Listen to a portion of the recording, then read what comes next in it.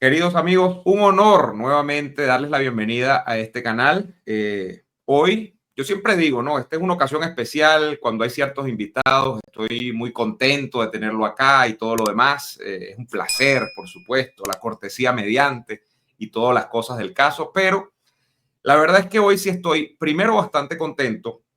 Segundo, bueno, se está dando una feliz coincidencia porque aunque habríamos intercambiado alguna vez y se había producido una circunstancia bastante extraña, que es que admirando al autor, me hice amigo de los padres del autor, hoy se está produciendo por primera vez la oportunidad cósmica, intergaláctica de tener una conversación, un diálogo con Eduardo Sánchez Rugeles, a quien estoy conociendo en este momento junto a ustedes y que, como ustedes saben, por referencias que yo he hecho en directos, en programas donde eventualmente caigo en la literatura, en, bueno, programas donde comento incluso la situación de Venezuela y las letras, siempre he dicho que quizá es uno de los autores que yo en los últimos años más he leído, pero que además lo he dicho y no es porque esté acá, es probablemente de su generación, de los escritores en Venezuela.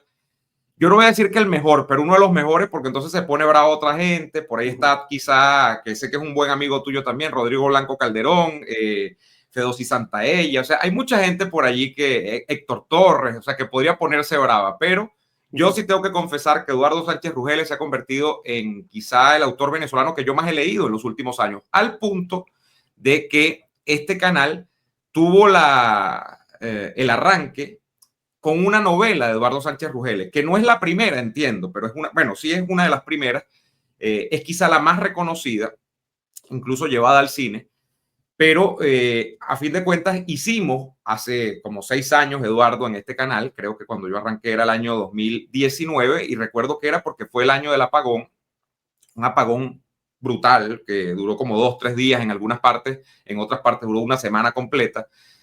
Fue la ocasión en la que yo descubrí Blue Label. Y en Blue Label, pues que además la devoré en un día, como generalmente cuando agarro una de las novelas tuyas termino leyéndolas. Me pasó en este caso con la novela que vamos a hablar del día de hoy, que es Éxigo, muy rápido. Con Blue Label tuve la necesidad, el impulso de hablar de esa novela y de hablar del autor. Y eso fue hace 6 años en este canal. Y a través de ese video creo que fue que terminé conociendo a tus padres, intercambiamos alguna vez y bueno, hemos estado allí intermitentemente, hablando en algunas ocasiones, quizás no tantas, pero bueno, estoy feliz, Eduardo, de tenerte acá conmigo, de hablar de tu última novela, de saludarte y por supuesto de agradecerte estos minutos para compartir pues el lanzamiento de Éxigo pues, con el público de este canal. Igualmente, muchas gracias. Honrado yo, siempre siguiendo también tu canal. Encantado de estar acá. Hay una anécdota acá muy significativa que habla muchísimo del temperamento de mi madre, que es tu amiga, quien tú conoces. Realmente ese acercamiento se dio porque recuerdo que intercambiamos algunos correos tú y tú no tenías mi novela Jezabel. Y yo dije, oye, yo creo que en mi casa en Caracas debe haber algún ejemplar, voy a escribirle a mis padres a ver si queda alguno. Efectivamente lo hice. Y al momento que tú vas a buscar la novela o cuando acordaron, mi mamá, que es una persona que tiene una capacidad absurda y totalmente socialísima de establecer amistad con la gente y establecer allí relaciones y lazos, entiendo que se conocieron allí y bueno, han compartido hasta fiestas de Navidad y Año Nuevo por lo que me han contado. Así es, así es. Hemos estado allí compartiendo ratos muy, muy agradables con doña Tere y don José. Se han sido muy, muy agradables, han sido muy buenas personas y han sido pues espléndidos cada vez que hemos estado por allá. Y hemos hablado mucho de ti, Eduardo. Les he preguntado, por cierto, le preguntaba yo a Tere, a doña Tere, le preguntaba hace un tiempito, ¿en qué estabas trabajando? Porque tú te has dedicado en los últimos años a la par de la literatura, te has dedicado al guionismo, te has dedicado a llevar el tema incluso de tus propias novelas. No sé si incluso has hecho algo que no tenga que ver con tu universo literario, sino que tenga que ver también con otras piezas al mundo del cine.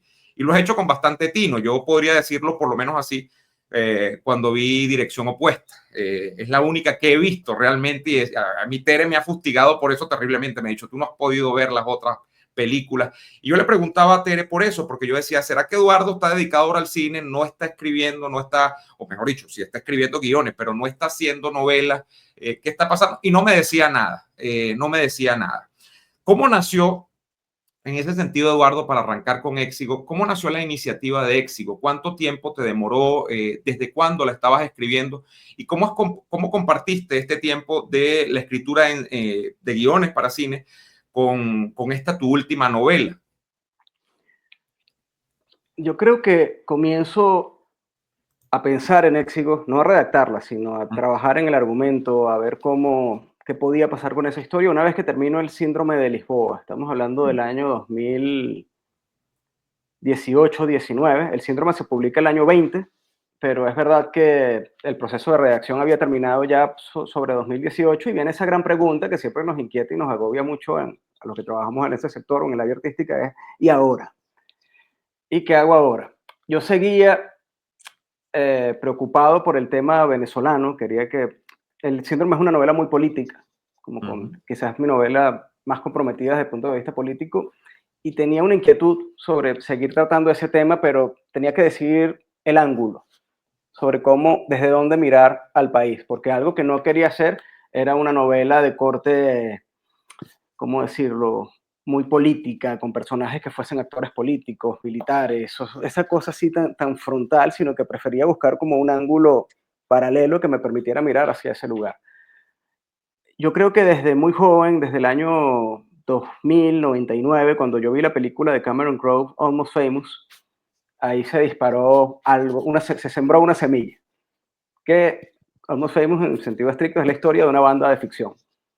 Y tienen su propia música, tienen todo un universo que siempre me pareció muy interesante, y esa idea estaba allí. Yo nunca la visité. Sí he visitado la película en distintas ocasiones y cada vez que la veo hay una emoción que a mí me resultaba fascinante. Y ya cuando intento pensar qué hacer ahora, como que revivió esa idea de esa influencia, esa referencia de Almost Famous, reforzada además por dos hitos que creo que fueron muy importantes a la hora de saber cómo relacionarme con este proyecto. El primero es el Nobel a Bob Dylan en 2015 o 16, Nobel de Literatura, y más que el hecho de que le entreguen el Nobel, el debate que surgió por esa situación. Hubo en las academias literarias, entre intelectuales, artículos de opinión en prensa, un debate fortísimo de si eso tenía sentido. ¿Cómo es que es posible, se preguntaban algunos, que a un músico le entreguen un premio literario? Yo siempre estuve a favor. Yo sí creo que la música tiene una dignidad literaria bellísima y esencial. Creo que la prosa tiene una musicalidad. Son asuntos que yo siempre he trabajado y me he preguntado quizás de manera intuitiva. No así en plan, oye, la literatura y la música, pero sí siento que hay una relación muy cercana entre música y literatura, y ese tema de Dylan, ese debate en torno a la obra de Bob Dylan como literatura, me revolvió muchos asuntos que luego quise reflejar en Blue Label. Y la otra circunstancia fue una declaración pública o un artículo, no recuerdo exactamente cuál fue el medio, de Mario Vargas Llosa sobre la situación venezolana y lo que se vivió en Venezuela entre 2014 y 2017, con las revueltas universitarias, protestas, todo este desastre social. Y Vargas Llosa dijo algo así como que ya Venezuela estaba preparada para tener una épica y que la sociedad venezolana necesitaba una épica. Yo me quedé con la palabra épica. Eso también generó mucho debate en algunos sectores intelectuales, académicos y tal, porque decían que Vargas Llosa estaba juzgando las circunstancias actuales desde un paradigma literario ya caducado, que esos eran los proyectos de los años 60, que ahora se trabajaba la literatura de otra manera. Sin embargo, yo siempre he sido un lector entusiasta de Vargas Llosa. Su obra para mí es referencial. Y esa palabra épica, música, Dylan, terminó de dinamitar el proyecto. Entonces empecé a trabajar allí solo literatura. En ese momento el proyecto era papel, teclado, palabras, literatura en el sentido más tradicional de la palabra. No tenía estos complementos que aparecieron luego. Y comencé a desarrollar la historia, las cuatro voces, cuatro personajes, narradores. Es la primera vez que trabajo con cuatro narradores. El proyecto nació desde un principio siendo como un gran desafío. Primero por la extensión, porque desde el primer momento yo la pensé como una trilogía. Yo no vi una sola novela, vi una saga. En aquel momento trilogía, esa trilogía con el paso del tiempo se me convirtió en una tetralogía, porque en lo que empiezo a hacer una maqueta, a escaletar, a ver el argumento, el segundo libro se me hacía interminable. Tú que conoces ya el argumento, el segundo libro es el viaje. El segundo libro es el viaje a Santiago de Chile, Caracas, Santiago, ese es Camino a la Perdición, el libro 2.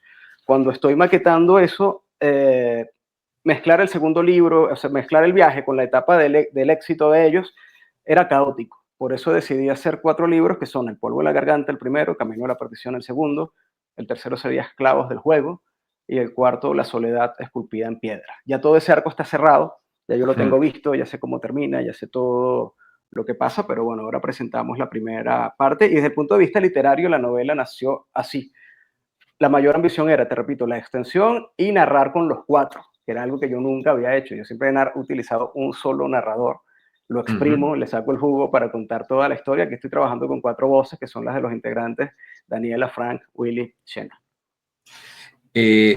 Eduardo, la musicalidad o la música, mejor dicho, siempre está presente o ha estado presente en tu obra. Yo recuerdo, o sea, no podría ahorita precisar pasajes exactos de cada una de las novelas, pero siempre ha habido referencias a música. Y de hecho, ha habido referencia a música que no está en compartimientos estancos. Es decir, no es que tú haces referencia, por ejemplo, a una canción, podríamos decir, de Bob Dylan, sino que de repente lo haces también, haces un juego con alguna salsa erótica. O sea, tú tienes allí digamos, como el pulpo manotas te va sirviendo distintos géneros y van atravesando esos distintos géneros, distintas situaciones dentro de la vida de los personajes. Yo que ahora, bueno, que hace un rato conozco además a tu familia, creo que en eso ha tenido que ver también mucho tu padre, que es un gran melómano, ¿no? Tu padre sin duda, tiene un conocimiento musical vastísimo. Ahora, de eso, que es un recurso que además, por supuesto, no es único o no es imputable solamente a ti como escritor, sino que es un recurso del que se sirven muchos escritores. Yo creo que muchos, además, en clave contemporánea, a hacer una novela que proyecte el mundo de una banda de rock, que es lo que es Éxigo, que le dé vida a esas 4 voces, como tú has dicho, 2 damas y 2 caballeros, pero que además recree un universo donde hay redes sociales, como si la banda existe realmente, donde hay fotografía, porque el libro tiene fotografía de cada uno de los personajes, donde llegas incluso, creo yo, que es lo que te manifestaba en privado cuando estábamos preparando esta entrevista, a ofrecerle al lector la posibilidad de escuchar la música de la banda, que por supuesto es trabajada por otros músicos, pero qué tal, pero que es llevar la experiencia de que existe la banda a un punto tal en el que el lector pueda creérselo. Yo creo que ese es el gran salto, ¿no? O sea, aquí tú esto lo contemplabas desde el principio, o sea, llevar la idea de que Éxigo como banda existe tan realmente, que es que la música que hace Éxigo la voy a dar con unos códigos QR que están en el libro para que la gente los vaya escuchando a medida que va leyendo, de poner las fotografías de la gira de la banda, de los toques de la banda en los ensayos, o sea, todo eso está en el libro. Yo creo que ese es el gran salto. ¿Tú lo concebías así desde el principio o es que Éxigo en el camino te ganó, te devoró y te llevó a más? Eso último que dices, la mayoría de las cosas me las encontré. Como te decía al inicio, la primera etapa, Éxigo tuvo varias etapas. La primera etapa fue invención del argumento, desarrollo del plan de escritura y construcción de la historia desde el polvo en la garganta hasta lo que será La soledad esculpida en piedra. ¿Qué pasó allí? ¿Cuáles fueron los detonantes, por decirlo así? Cuando yo empiezo a preguntarme cómo contar esta historia, cómo quiero que sea desde el punto de vista formal, yo siempre lo tuve muy claro. Esto es una biografía musical. Esto será la biografía de la banda. Una vez que tengo eso claro, lo que hago durante meses es leer muchas biografías musicales de distintos géneros. Desde rock, la biografía de Peter Guralnick de Elvis Presley, desde Philip Jordan de Lennon y McCartney, de Celia Cruz, de Fito Páez, de Cerati, Chico Buarque, como abarcar distintos géneros, de Philip Glass en música clásica, y leo distintas biografías. Y lo que hago es preguntarle a esos distintos géneros, a esas distintas experiencias de lectura, qué tienen en común. Y lo primero que me salta son las fotos. En todas las biografías musicales hay fotos que ayudan a agilizar la lectura, comprender la experiencia de la historia. Ves a los músicos allí en su juventud, en la escuela y tal. Y, oye, qué interesante esto. Todavía no me pareció interesante, no me había planteado hacerlo. Luego, la misma experiencia de lectura de estas biografías empiezan a citar canciones que yo en gran medida desconozco. O sea, de estos grandes artistas, quitando los Beatles quizás y otras cosas, puedes tener un disco duro donde están esas canciones, pero hay otras que se pierden un poco. Entonces yo las buscaba en Spotify y escuchaba la canción. las entrevistas mencionan, perdón, las biografías mencionan entrevistas a los cantantes que se hizo el año tal y lo buscaba en YouTube. Entonces llegó un momento que yo tenía el libro abierto en la página de las fotos, estoy escuchando música, estoy viendo una entrevista, pero también estoy leyendo y ahí fue como el emoticón este del muñequito que le explota la cabeza, de que aquí está pasando algo que va mucho más allá de la lectura. Y es allí cuando empiezo a preguntarme qué pasaría si es posible ponerle fotos al libro, es posible hacer esto de esta manera, con la fortuna de que una vez que empiezo a explorar ese camino, aparecieron compañeros y compañeras de viaje que atesoro y que enriquecieron este proyecto y que se casaron con la idea y que lo han hecho posible. El primero es el músico Nelson Castro, músico venezolano residenciado en París, que una vez que yo trazo el arco de los 4 libros, de toda la historia, me doy cuenta que lo primero que necesito son las canciones. Sin las canciones no hay historia, porque en gran medida tú como lector del manuscrito, Éxico lo que te cuenta es cómo se hacen esas canciones, en qué circunstancias, qué significan, por qué dicen lo que dicen, por qué son como son. Las primeras canciones que se construyen en el polvo en la garganta son Soledad, Alma Azul, Hormigas Gigantes Amarillas, Despiértame, y los vemos a ellos haciéndolas. Oye, mira, que vamos a participar en Nuevas Bandas y nos piden una canción que tenga tales características y se ponen ellas a jugar ahí a ver qué sale. Esa es esa primera canción. Entonces yo necesitaba que para que el relato tuviera fuerza, credibilidad e impacto, lo primero eran las canciones. Por eso, en esta segunda etapa, por decirlo así, lo primero que hacemos en Éxito son las canciones son anteriores a la redacción del manuscrito. Ok. Nelson Castro y yo, entre 2018 y 2019, hicimos alrededor de 14 canciones, todo el álbum de La Esperanza, que son, te lo digo de memoria, Despiértame, No me preguntes, Alma Azul, Ilusión Errante, La Frontera, Encrucijada Americana, Soledad, Hormigas Gigantes Amarillas, Carta al Padre y Esperanza. Ese es el álbum de La Esperanza. Todo eso, la mayoría de las canciones las trae Nelson, otras las hicimos a 4 manos, ya cuando me aventuré, me venía arriba, porque fue un trabajo fascinante, muy enriquecedor, muy divertido. Y llegó un momento que yo le decía, mira Nelson, pásame la estructura melódica y yo invento aquí alguna letra e hicimos algunas canciones así y nos montamos en el siguiente disco, que es Parto Prematuro, del que hicimos entre 4 y 5 canciones, ahora mismo no lo recuerdo, y ya llegó un momento que yo le dije, mira, ya, yo creo que ya hay Pero material. Eduardo, es que te escucho y disculpa que te interrumpa, pero es que te escucho y fíjate tú, este es otro aspecto que es clave en cualquier músico, ¿no? Que es la creación de los álbums, ¿no? De los discos. Exacto. Entonces, tú prácticamente has salido de la faceta de escritor y eres un productor musical, eres un manager de artistas, o sea, eres un arreglista, o sea, tú estás hablándome de que tú escribiste, además que esto va a continuar, este es el primero de una tetralogía. El primer libro sobre la banda Éxigo. Entonces tú te has montado en la idea de además crear los álbums de la banda. Entonces hay aquí un trabajo donde yo creo que tú te estás saliendo un poco de la línea, incluso porque lo que yo más admiro del escritor o de la figura del escritor es la capacidad imaginativa, ¿no? Porque por supuesto un escritor que no puede crear situaciones, que no puede dar rienda suelta a personajes, está muerto, porque ahí es donde está la clave. Ahora, yo creo que tú como dicen en España, justamente, tú te estás pasando 3 pueblos y tú te fuiste incluso a que los personajes, si son músicos, bueno, yo voy a crear las canciones, los álbumes, las giras, la fotografía, todo el concepto, y es donde yo digo, no, la cosa se convierte prácticamente en parte de tu vida, se convierte, estos personajes, bueno, como seguramente han sido parte de tu vida también los personajes de novelas anteriores, pero en este caso yo creo que hay un extra. Sí, sin duda. ¿Sientes que esto es distinto a Blue Label, a Liubiana, al Síndrome? Totalmente, o sea, yo sí creo que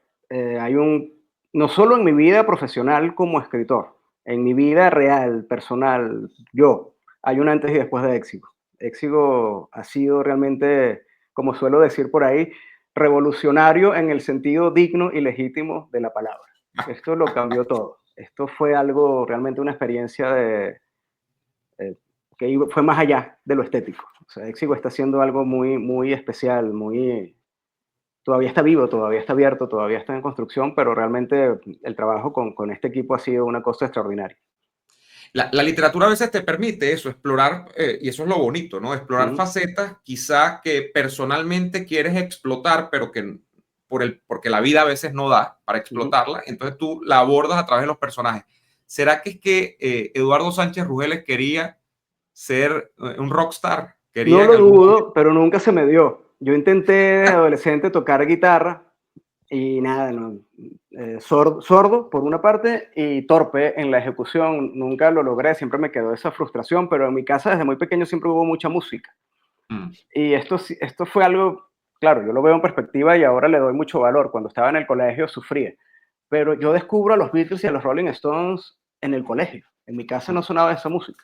La música que yo chupé de niño y absorbí era la Sonora Matancera, Billo Caracas Boys, toda la movida setentera de Baladólogo, José José, Roberto Carlos. Eso era lo que yo tenía en el disco duro y sonaba mucho. O sea, la memoria lo tiene registrado porque era la banda sonora de la casa. Claro, cuando llego a cuarto o quinto año de bachillerato y los panas están escuchando Nirvana, R.E.M., Guns N' Roses, Beatles, Rolling Stones, Led Zeppelin, y decía, ¿y eso qué es? Entonces, mm. claro, lo descubro adolescente y tú sabes que la adolescencia es un momento así como de mucho fervor y entusiasmo, entonces abracé esa influencia con muchísimo, así, afán, fuerza, cariño, pero lo complementé con lo otro. Entonces creo que Claro. Éxito tiene un poco esa mixtura de lo caribe, de lo popular, del el son, sin perder la influencia anglo también, que creo que es importante y fue importante para ellos. Sobre lo que decías antes, sí, yo cuando trazo el mapa de la historia que quiero contar, Éxito tiene 5 discos, que son La Mm. Esperanza, Parto Prematuro, Doble Vía, que es un álbum doble, ahí Nelson y yo vamos a sufrir. Luego viene el NTV Unplugged y el último, Orígenes, que es de 2010. Entonces, cuando yo me converso con Nelson Castro por primera vez, le digo, mira, lo que hay que hacer es esto. Hay que crear este material para enriquecer la ficción que es esta. Entonces, así más o menos ha sido la hoja de ruta. El arco de Éxigo, Eduardo, arranca a mediados de los 90, ¿no? Ya Sí, cuando se constituye como banda y se dinamita la banda hacia 2010, 2012, 2010-2011. 2010-2011. donde ya está instalado, pues el sistema que ya sabemos está instalado en Venezuela, donde quizá no han llegado la mayoría de los problemas, pero ya ha habido algún tipo, pues, de crispación y de conflictividad política importante en el país. Y ahí quiero entrar también, Eduardo. Tu obra, aunque no es una obra, y eso se agradece como lector, panfletaria o 100% política, y yo creo que los lectores venezolanos estamos buscando a veces en la literatura la válvula de escape, por tanto no queremos leer 100% política. Tu obra, a su modo, desde lo que he leído yo, desde el principio de tu obra, siempre ha tenido lo que tú has llamado algún tipo de compromiso político, siempre tiene una denuncia política, una denuncia social. A su modo, los personajes reflejan lo que ha ocurrido en el país en los últimos, por lo menos 15 años, 15, sí, casi 20 años. Eh, y eso atraviesa de alguna manera la obra. En este caso no es la excepción. Hay personajes en este cuarteto que están más afectados que otros por justamente el problema de la no democracia en Venezuela. Hay personajes que lo han sufrido más en carne viva que otros. Y yo creo que eso, Eduardo, es como pareciera ineludible en la escritura de cualquier obra en este momento en Venezuela. Lo he visto en otros autores también. ¿Tú sientes a veces que el autor venezolano es presa de esta circunstancia o lo hace porque es una forma también de desahogarse, es una forma también de poner su granito de arena, digamos, lo que podría ser el campo de la denuncia, el campo... ¿Cómo ves tú el tema de la literatura con respecto a ese papel dentro de la denuncia política? Pero es que yo creo incluso que va más allá de la literatura y tiene que ver con el arte en Uh -huh. general. El artista venezolano contemporáneo, sea cineasta, poeta, narrador, dramaturgo, yo creo que es ineludible dialogar con esta situación y con este asunto y todo lo que se hace y todo lo que se escriba, consciente o no, es una respuesta a la situación tan abrumadora y tan compleja de lo que nos ha tocado vivir en Venezuela. Porque como artista tú lo que haces es reaccionar a tu contexto, a tus circunstancias, alimentarte de estímulos. Y cuando esos estímulos son tan violentos, tan desconcertantes, tan irritantes, tan ofensivos y tan humillantes como los que nos ha tocado vivir como sociedad en los últimos tiempos, eso sale, eso tiene que drenar por allí. No en vano, tú te acercas a muchos músicos venezolanos contemporáneos y tú encuentras ya allí no solo en la letra, también en la melodía, en la propuesta. Pienso en las cosas que hace Gabriela Montero, Uh -huh. en el cine que puede hacer Diego Vicentini, entre otros.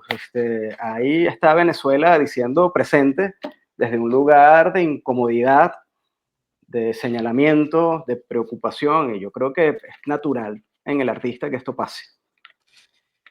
Ahí, además de indignación, de protesta, tú dirías, en tu caso, hay cierta nostalgia, Eduardo. Tú tienes años fuera de Venezuela, lo decidiste además creo que por razones profesionales o familiares, la que sea, y a mí me llama mucho la atención, me enfoco mucho en eso cada vez que te leo, en la descripción de los paisajes. Y yo siento, o de los lugares, los ambientes, las calles, hay cosas que yo viví. Nosotros tenemos una diferencia etaria importante, bueno, no tan importante, tenemos como 10 años de diferencia, pero hay sitios que estaban de moda o que visitaban los chamos de tu generación, que quizá los chamos de mi generación también visitamos en algún momento, y me llama la atención lo vívido que eres cuando lo describes, pese a que tienes quizá un tiempo fuera de Venezuela, ¿no? Lo haces desde la nostalgia, sientes que hay algún tipo de nostalgia involucrada allí. Yo le pondría a esta nostalgia, le pondría algún adjetivo, no sé cuál, ahora se me ocurre que sea una nostalgia problematizada. Okay. Porque no es una nostalgia en plan de romántica, bello, y aquello era el paraíso, no va por ahí. O sea, creo que estos 4 personajes en particular tienen un profundo descontento y malestar con sus circunstancias. Ellos son infelices, ellos no están a gusto, por eso toman algunas de las decisiones que toman. Pero ese es su entorno, ese es su lugar, ese es el espacio en el que se mueven, y por eso se describe de esa manera. Quizás yo lo recuerdo así. Lo que te quiero decir con esto es que la nostalgia no está orientada a pensar que el tiempo pasado fue mejor y perfecto e ideal y era el paraíso. No, no está allí. Era un tiempo pasado, sí, también con inconvenientes, también con dificultades, y donde sin duda estaban ya las aguas turbias que iban a desembocar luego en los lodos que nos ha tocado vivir en el presente. Entonces es una nostalgia enrarecida, una nostalgia contaminada de presente. Sí, yo creo que hay unos personajes, bueno, por supuesto, varía la situación de uno a otro, pero hay personajes que están huyendo permanentemente. El caso de Chena, por ejemplo, está permanentemente huyendo, ¿no? No está a gusto en ninguna parte. Y a final de cuentas uno puede sacar la conclusión de que es la situación, digamos, psicológica, es la situación que mucha gente en Venezuela en los últimos años ha vivido en carne propia, que es que siente que el país el país no le pertenece, no se pertenece al país, no, y que hay no sé si un extrañamiento, hay un alejamiento de lo que significa el concepto que se tiene de la nación, o sea, de que esto no es, yo no me veo aquí, no me hallo, dicen algunos. Y eso también pasa, creo que transversalmente en tu obra, Eduardo, hay muchos personajes que están huyendo, que salen de Venezuela, no a veces solamente por la situación política o económica, sino que, bueno, tienen todo este ambiente psicológico, estos problemas de la infancia, que están huyendo, ¿no? Pero donde al final de cuentas, creo que el sumum o lo que se ve en los personajes es: me voy de Venezuela porque no aguanto más. O sea, eso pasa mucho en tu obra y en este caso no sé si es algo reiterativo, no sé si es algo que te habían dicho antes, pero yo lo veo mucho en tu obra, en estos personajes, ¿no? Pero fíjate que tú has utilizado allí varias veces la palabra psicológico, que yo creo que para mí es lo esencial. A mí es lo que más me interesa, la psicología de mis personajes. Su profundidad, sus dificultades, sus traumas, sus complejos, sus miedos, esa es la parte en la que realmente me apoyo y en la que creo. Yo le huyo estéticamente a los chauvinismos. Y la cosa y la idea de nación y la bandera y la espada de Bolívar viajando por América Latina, a mí todas esas, y las venas abiertas, a mí ese discurso me aburre, me cansa y no me dice nada, no me dice absolutamente nada. Yo creo que el amor a la patria, por usar esa expresión, así que también es bastante chauvinista, se expresa de otra manera, con pequeños detalles, quizás en el mundo interior, de una manera un poco mucho más doméstica. Yo siempre cito, por ejemplo, a mí me gustó muchísimo, me marcó mucho la película El paciente inglés. Es una película de Anthony Minghella donde al final el tipo traiciona a su país por la mujer que ama y le da absolutamente igual entregarle los mapas del norte de África a los alemanes. Toma, dame un avión que yo necesito ir a buscar a mi mujer para la cueva. A mí o sea, no me importa en lo absoluto lo que pase con el mundo. Esa idea de el la amor patria, más puro, ¿no? Ese es el amor más puro. Esa idea de la patria como la mujer amada, a mí me parece una cosa espléndida y me interesa mucho más el hombre, la mujer, el personaje con el que estoy trabajando en su mundo interior, en sus motivaciones, en sus angustias, que toda esta cosa de qué somos, de la nación, del país, de estos romanticismos sociales me agotan. Con la paradoja de que al penetrar en el interior de los personajes y explorar sus circunstancias, es donde realmente te encuentras al país. Ahí está el país. Lo que pasa es que para llegar a él hay que atravesar espacios. Es como llegar a otra, desde otra carretera, desde otra Exactamente. autopista al Sí, sí, mismo sí, sitio, pero y es por la vía de exactamente. la psicología. Y es interesantísimo en este cuarteto, en estos cuatro personajes, efectivamente el universo psicológico detrás de cada uno. No tienen la misma extracción social, no tienen los mismos traumas infantiles, no tienen la misma situación familiar. O sea, hay algunos con hogares francamente rotos, otros no. Pero bueno, los que tienen hogares bien constituidos, como dirían por allí, tienen otro tipo de problemas, tienen otro tipo pues de preocupaciones. Eso yo creo que es la clave, ¿no? Estos cuatro personajes también en Éxito, ¿no? La psicología. Yo eso en general, Eduardo, lo valoro muchísimo de tu literatura y es la capacidad, tú has dicho una palabra clave también, de problematizar, lo problematizado que están algunos personajes. Tu mamá un día decía, Eduardo cuando comenzó a escribir, me preguntaban las primeras personas que leían sus primeros manuscritos, oye, pero si Eduardo ha sido un niño que ha tenido una infancia tan normal, no sé qué, ¿de dónde Eduardo saca estos problemas? Pero yo creo que esa es la gran talla de un escritor, de lograr crear esos problemas. Decía Cabrujas en alguna oportunidad, yo creo que era una afirmación absolutamente temeraria, pero me hizo mucha gracia, que el problema de él con Rómulo Gallegos, nuestro más grande escritor probablemente de toda la historia contemporánea, es que a Rómulo Gallegos le faltaba tormento y que Rómulo Gallegos tenía pues sí, aunque había problemas en su novela, los personajes no estaban suficientemente atormentados. Los personajes de Eduardo Sánchez Rugel, y en este caso con Éxito se vuelve a ver, están suficientemente atormentados. Eso engancha muchísimo en esa psicología de la que tú estás hablando. Mira, quiero hacerte una pregunta que para mí es ineludible, Eduardo. Y es como escritor y como venezolano, más allá de los chauvinismos y de todo este tipo de cosas, ¿cómo sientes el ambiente literario venezolano? Lo que se está haciendo. Si es que se está haciendo algo bueno, yo creo que novelas como la tuya hablan de que se está haciendo algo, pero ¿cómo lo ves tú? O sea, hay una literatura que se está construyendo y que en este momento merece la pena ser explorada. O sea, ¿cómo ves ese ambiente y cómo lo sientes como escritor y como lector y como hombre de cultura? Sí, yo sí creo que sin duda hay muchos escritores y escritoras en activo que están mostrando su lectura, su reflexión en torno a lo que está pasando en Venezuela. Y está Karina Sáenz Borgo, está Rodrigo Blanco Calderón, está María Elena Morán, creo que se llama ella, Fedossi, el mismo Alberto Barrera, que quizás es una generación mayor que la nuestra, Barrera Tisca, Juan Carlos Chirino, Juan Carlos Méndez, por supuesto que está allí el tema, el agobio, la reflexión en torno a lo venezolano. Yo lo que sí he notado, tanto en el sector editorial como en el sector audiovisual, y que me preocupa, son las dificultades para publicar. En este sentido tienen mucho mérito lo que han logrado Karina y Rodrigo, porque son los dos que han logrado posicionar su trabajo a nivel internacional con grandes casas editoriales transnacionales. Pero realmente las alcabalas que hay que pasar para publicar una novela de tema venezolano, no lo digo solo por mi experiencia, también por la de algunos colegas con los que he conversado, son desmoralizantes. O sea, yo he estado conversando con amigos y amigas escritores que me dicen, lo dejo, no escribo más, porque que tener una respuesta, yo con Éxito y con el síndrome de Lisboa también, yo no me he enfrentado tanto al rechazo, porque el rechazo es parte del oficio.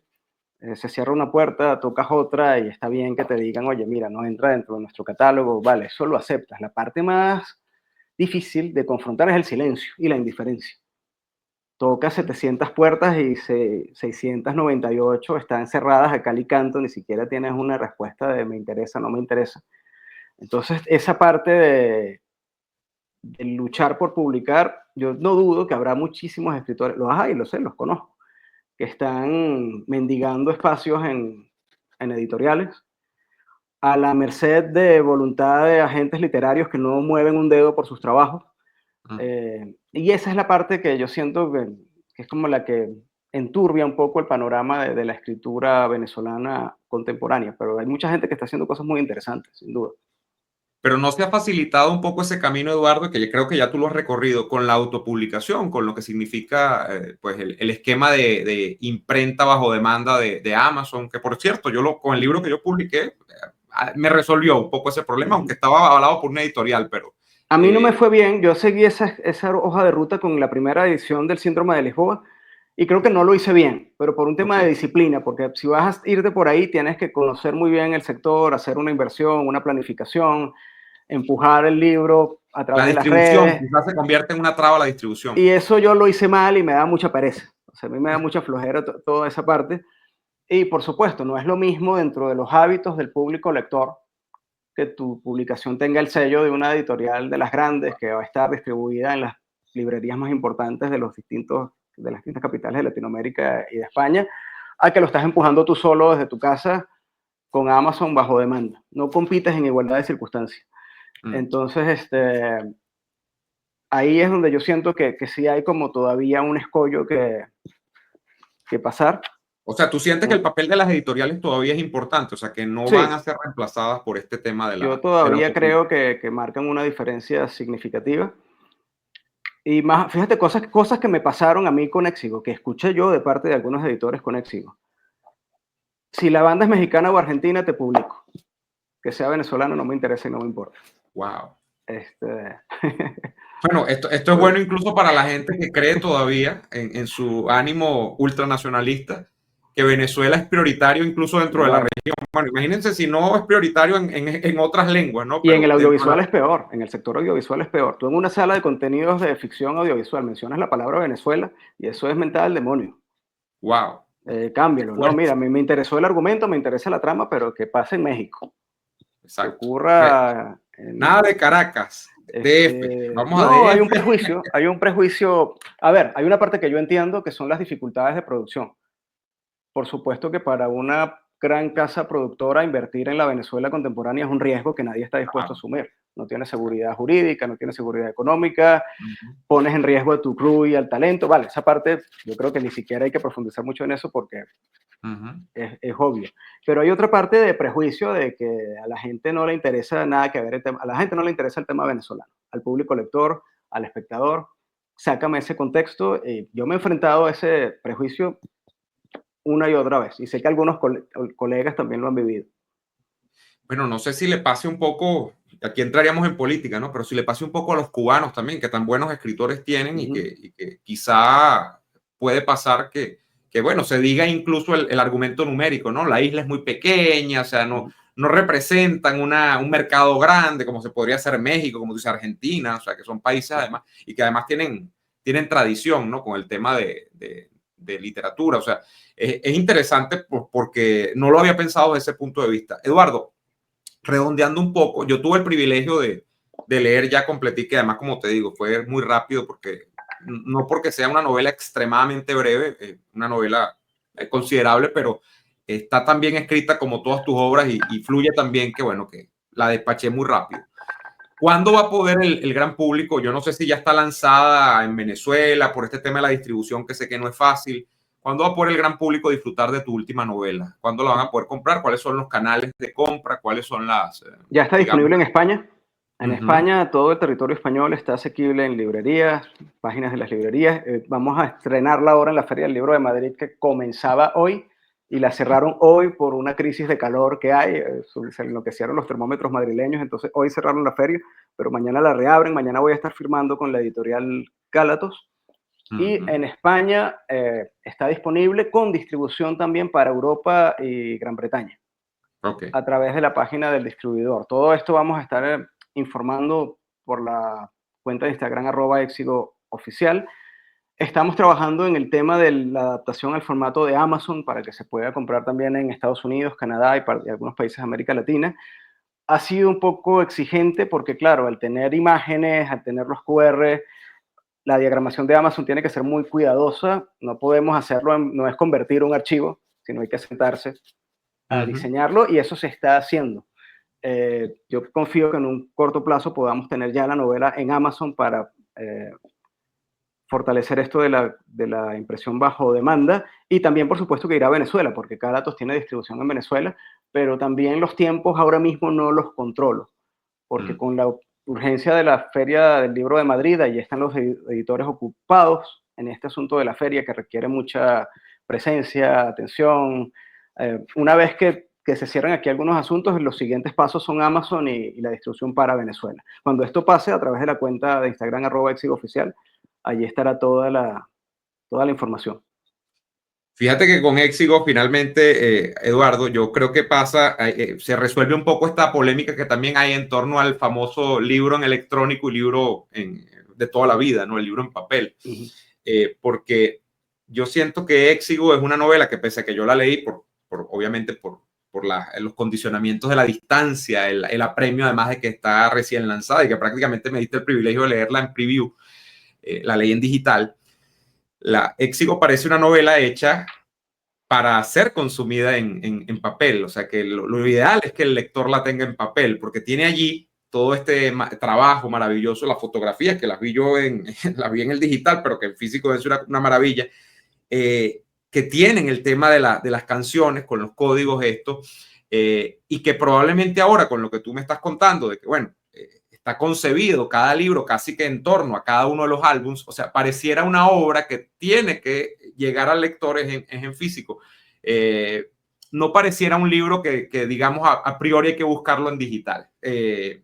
Yo creo que libros como este, que además, como te dije hace un ratico, forzan la barra un poco y se salen del libro convencional y de que están buscando ampliar incluso los territorios de los personajes, de llevarlos al máximo, que es, bueno, tú quieres la experiencia de lo que implica la obra de la banda. Bueno, aquí te tengo la experiencia de la banda. Todo. O sea, yo creo que estos son libros que de verdad valen la pena, incluso por todo lo que hay detrás de ellos, el esfuerzo que hay detrás de ellos y la filosofía que hay detrás de ellos para, pues, innovar, pese a que mucha gente puede pensar, bueno, es un libro más, ¿no? Es un libro más, es un libro que de verdad he disfrutado muchísimo, Eduardo, y que te deseo todo el éxito del mundo en esta gira que sé que estás haciendo. Has estado súper entrevistado y por eso te vuelvo a agradecer por estos minutos para acompañarnos acá y pues contarnos de tu último libro. Aquí tienes un gran fan, tienes un amigo también y tienes una persona que te admira y te respeta muchísimo, no desde ahorita, desde hace muchos años, y que te desea nuevamente todo el éxito del mundo en esta iniciativa, la última, o la más reciente, no la última, la más reciente. Muchas gracias. Ahí dices algo que es interesante, que Nelson Castro y yo conversamos muchísimo, que era qué es lo que vamos a compartir con el lector.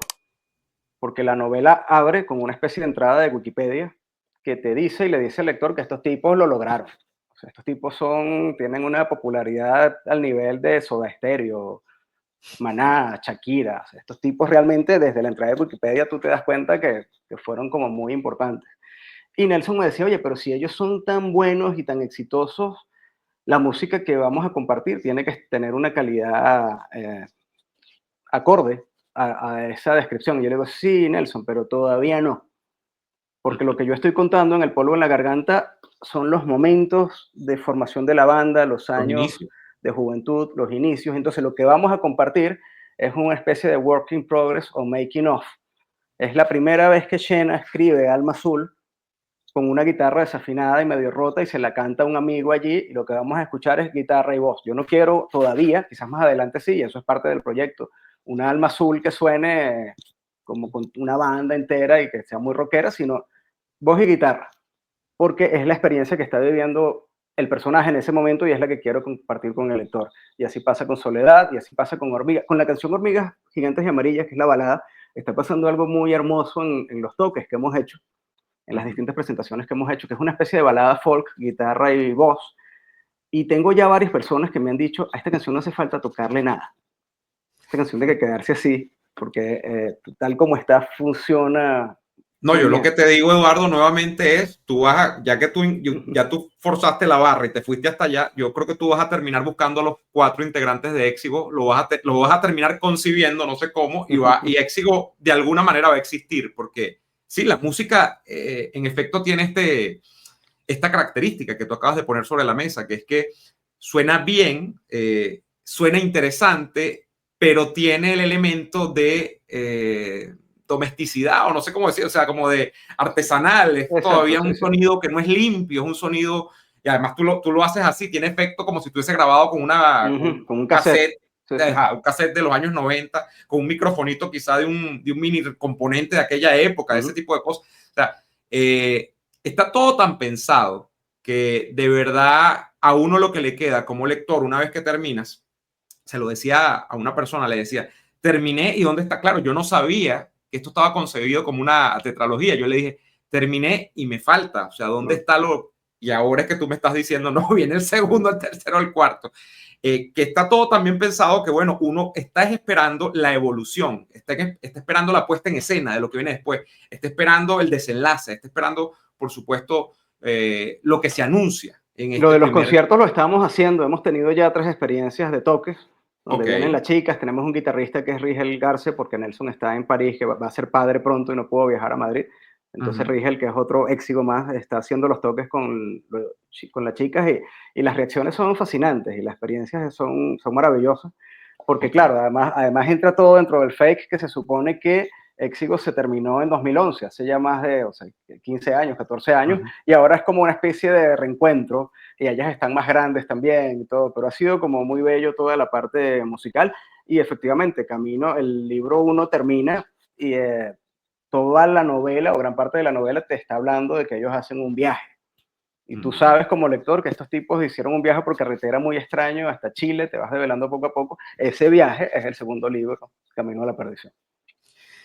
Eduardo, qué gusto de verdad compartir este rato contigo. Te reitero mi abrazo, mi deseo de éxito y bueno, todo lo mejor en estos días por venir, que creo que está garantizado porque la calidad del trabajo habla por sí misma y de verdad que pues es un gran proyecto el que tienes entre manos. Ya no es un proyecto, es una realidad en desarrollo y que bueno, nuevamente todo el éxito del mundo. Muchas Gran gracias. abrazo, Eduardo. Muchas gracias. Reforzarlo del el Instagram @éxito oficial, ahí está toda la información.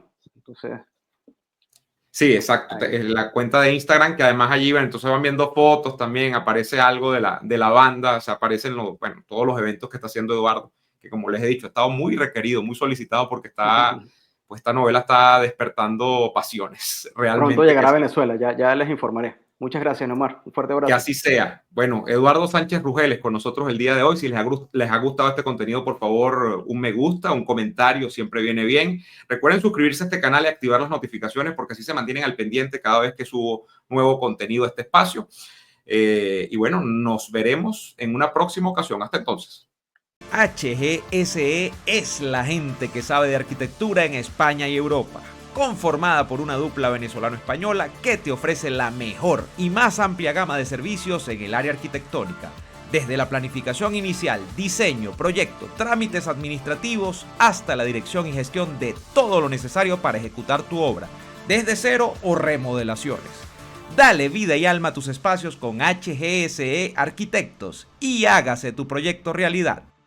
Hoy quiero hablarte del Centro de Contactología MIDA, el centro de salud visual que tienes que visitar desde ya.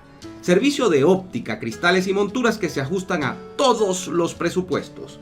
Pero además, el Centro de Contactología MIDA es uno de los pocos lugares en Caracas especializado en la aplicación de lentes de contacto de acuerdo a los requerimientos específicos de cada paciente. El personal más calificado y los mejores precios del mercado en el área de la salud visual solo los consigues en el Centro de Contactología MIDA. Visítalos en Chacao, Avenida José Félix Sosa de Bellocampo, diagonal al Centro Comercial Sambil. Centro de Contactología MIDA, especialistas en hacerte ver más y mejor.